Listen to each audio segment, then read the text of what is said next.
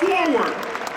I anguish to my granddad when I talk to him now, how can we have come so far as a nation that the word compromise is a curse?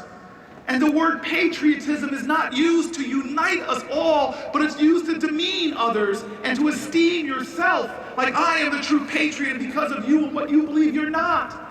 This is not the America that my grandfather believes in. He said we were formed to come together and make a more perfect union. And to me, this is what I found in my work, that the change we make really comes about when we come together across party lines, come together across religious lines and racial lines. When President Hennessy introduced me, he talked about a hunger strike. The great feeling that I got from that experience was how the city came together to deal with the problem, and that's what we need in America today. My grandfather would love that every nation that makes up this nation, every heritage has this ideal of unity. It's like the old African saying that says, if you want to go fast, go alone, but if you want to go far, go together. It's like another saying that he loved that said, when spider webs unite, they can tie up a lion. It's like what Golda Meir said, that when Jews come together, they're strong, but Jews with other people are invincible. It's like the Islamic faith, that one of the pillars of Islam is that word Tawheed, which means we all share one God, one spirit, one soul. It's like this wonderful man in a jail cell in Birmingham who wrote the truth of our nation in 1963 when he said we were all caught in an inescapable network of mutuality, tied in a common garment of destiny, that injustice anywhere is a threat to justice everywhere. And when I stand in a conspiracy in Newark, I feel that connection to conspirators who understood this truth of coming together, like those people who came together, scientists and engineers that turned the moon from a dream into a destiny, like those conspirators on the Underground Railroad, black and white, who came together saying that we must overcome this slavery, like the conspirators who took us as a nation from child labor to public education, from sweatshops to workers' rights. They were all conspirators who came together to exalt our highest ideals, to celebrate our common aspirations, to live the truth of our founding, which is that this nation is nothing if it stands apart, but everything if it stands together.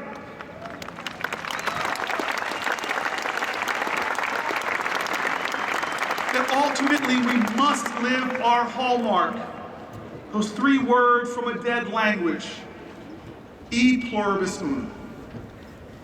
And so, graduates, I tell you today this from my heart. And it pains me to tell you that my grandfather and my father, who would have so wanted to be here today to pillar you all with their corny jokes, to tell you that the tassel is worth the hassle, the two men are not here today. My father is not here because he's at home in Atlanta. I talked to him this morning.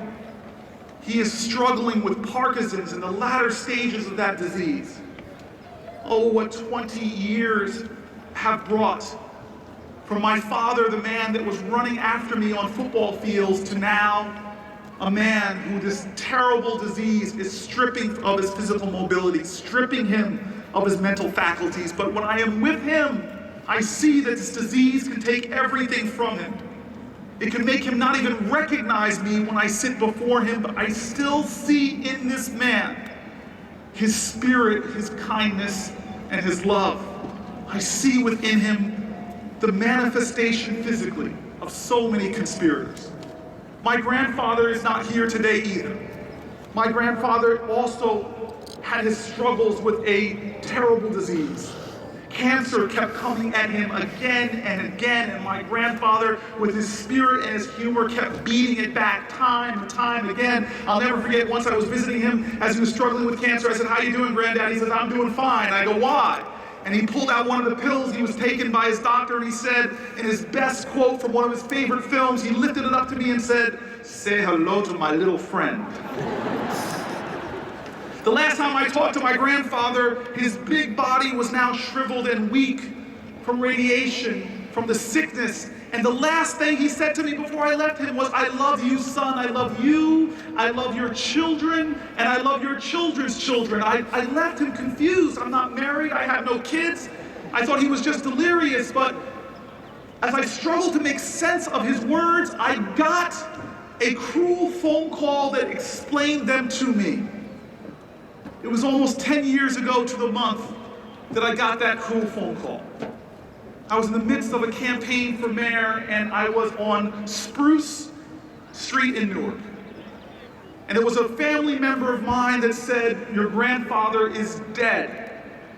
And I remember not doing what they told me to do, call my grandmother, they said, but I couldn't. I just pulled over to the side of the road and I wept at the loss of my hero. And then suddenly, in the midst of my tears, I remembered his final words.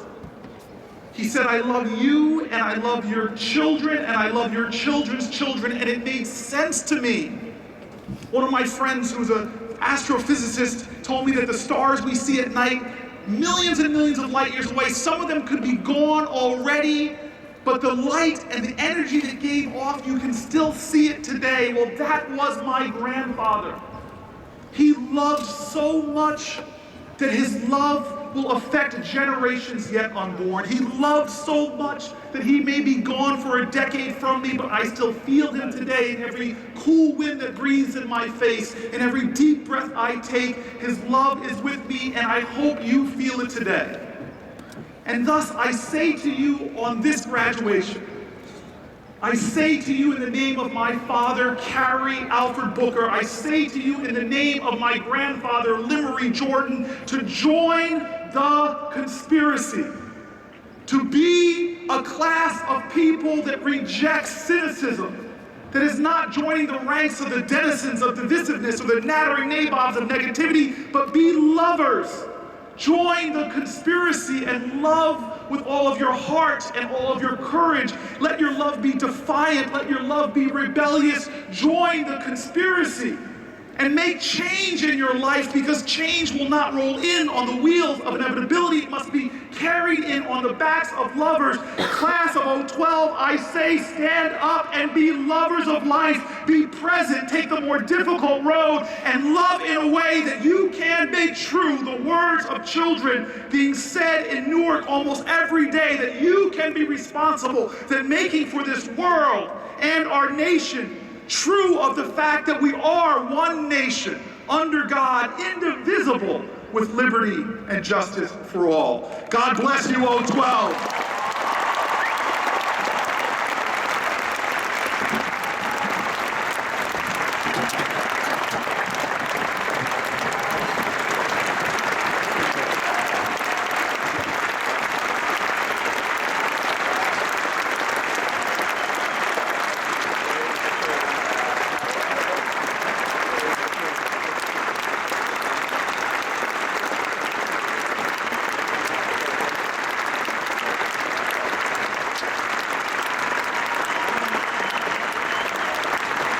Thank you, Mayor Booker, and thank you for reminding us what a difference one courageous and determined individual can make in our world.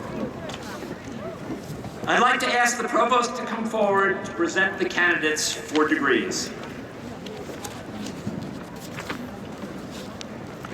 Mr. President, first I have the honor to recognize all those who have completed the requirements for master's and doctoral degrees. They will be presented to you by the deans of their schools.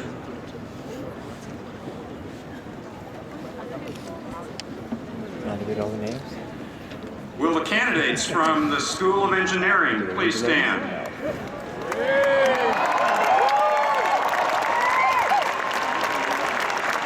All the School of Engineering? Huh? All of Engineering. Oh, wow. Mr. President, I present to you those who have completed the requirements for the degrees of Master of Science, Engineer, and Doctor of Philosophy. By the authority vested in me by the faculty and trustees of this university, I am happy to confer publicly upon you the degrees for which you have been presented and admit you to their rights, responsibilities, and privileges. Congratulations.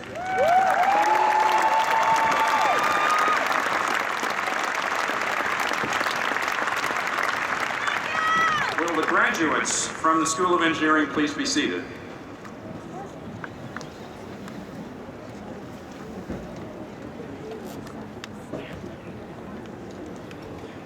Will the candidates from the School of Law please stand? I have a giant flag. Mr. President, I present to you those who have completed the requirements for the degrees of Doctor of Jurisprudence, Master of the Science of Law, Doctor of the Science of Law,